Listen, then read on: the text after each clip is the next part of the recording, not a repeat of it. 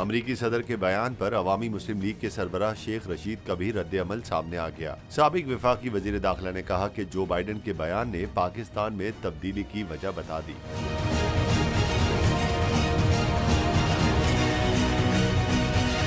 समाजी राब्ते की website Twitter पर अपने पैगाम में शेख रशीद का कहना था, करप्ट सियासतदानों को मुसल्लत करना पहला कदम है, मुल्क में अदम एतमाद, खाना जंगी और तफर्रुकाबाजी कराना दूसरा कदम है। अवामी मुस्लिम लीग के सरबराह ने कहा कि हम रिवायती असले में हिंदुस्तान का मुकाबला नहीं कर सकते, इसलिए एटमी टेक्नोलॉजी ही पाकिस्तान की सालमियत की जामिन है। शेख रशीद का कहना था कि अमेरिका का असल निशाना हमारा न्यूक्लियर प्रोग्राम है, हमारी मुआशी, सियासी, इक्तिसादी तबाही इसकी इब्तिदा है। उन्होंने तनकीद करते हुए कहा कि जमहूरियत रहे न रहे, उनके एजेंट मुसल्लत रहने चाहिए। अब कौम फैसला करेगी कि उसे गैरत से रहना है या गुलाम बनकर।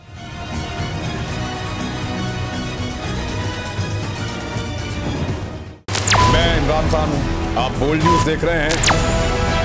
सबसे बड़ा चैनल बोल, सबसे बड़े एंकर इमरान रियाज खान के प्रोग्राम इमरान खान बोल के साथ ने रेटिंग के तमाम रिकॉर्ड तोड़ दिए।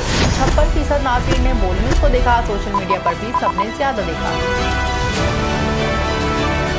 सबसे ज्यादा व्यूज, सबसे ज्यादा रील्स और सबसे ज्यादा रेटिंग के साथ बोल अब भी नंबर 1 पोजीशन पर बरकरार। सब्सक्राइब करें और बेल दबाएं ताकि कोई खबर रह न जाए।